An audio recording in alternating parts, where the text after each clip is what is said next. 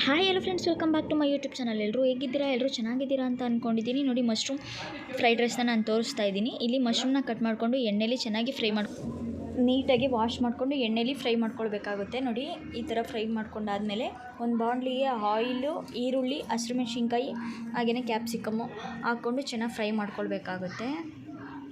ನೋಡಿ, ಇವಾಗ ಎಣ್ಣೆಲಿ ಫ್ರೈ ಮಾಡ್ಕೊಂಡು ಹಿಂಗೆ ತೆಗಿತಾ ಇದ್ದಾರೆ. ಆ್ಯಕ್ಚುಲಿ ವಾಶ್ ಮಾಡೋದು ಮಾತ್ರ ಮರಿಲೇಬೇಡಿ, ವಾಶ್ ಮಾಡ್ಕೊಳ್ಳಿ. ಮಶ್ರೂಮ್ನ ನೀಟಾಗಿ ಇದು ಮಾಡಿಕೊಂಡು ನೋಡಿಕೊಂಡು ಇಲ್ಲಿ ಫ್ರೈ ಆದಮೇಲೆ ಇವಾಗ ಕ್ಯಾರೆಟು, ಬೀನ್ಸ್ನ ಚಿಕ್ಕ ಚಿಕ್ಕದಾಗಿ ಕಟ್ ಮಾಡಿಕೊಂಡು ಹಾಕ್ಕೊಳ್ಬೇಕಾಗುತ್ತೆ. ನಾವು ಹಾಕ್ಕೊಂಡು ಚೆನ್ನಾಗಿ ಫ್ರೈ ಮಾಡ್ಕೊಳ್ಬೇಕು. ನಾವೆಷ್ಟು ಫ್ರೈ ಮಾಡ್ಕೊತೀವೋ ಅಷ್ಟು ಟೇಸ್ಟ್ ಬರುತ್ತೆ. ಅದಕ್ಕೋಸ್ಕರ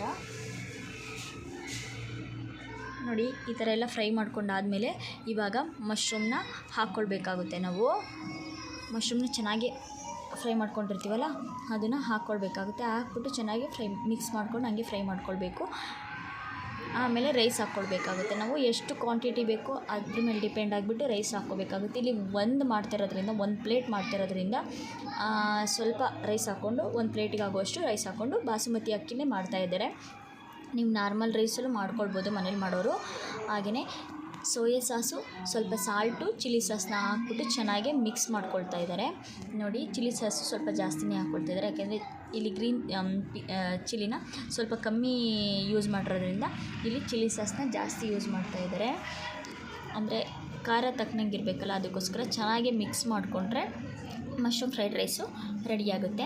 ಈ ರೆಸಿಪಿ ನಿಮಗೆ ಇಷ್ಟ ಆಗಿದ್ದರೆ ಲೈಕ್ ಮಾಡಿ, ಶೇರ್ ಮಾಡಿ, ಕಮೆಂಟ್ ಮಾಡಿ. Thank you for watching. Please support ಮಾಡಿ ನಮಗೆ. ಪ್ಲೀಸ್ ಸಬ್ಸ್ಕ್ರೈಬ್ ಮಾಡಿ, ವಿಡಿಯೋನ ನೋಡಿ. Thank you guys.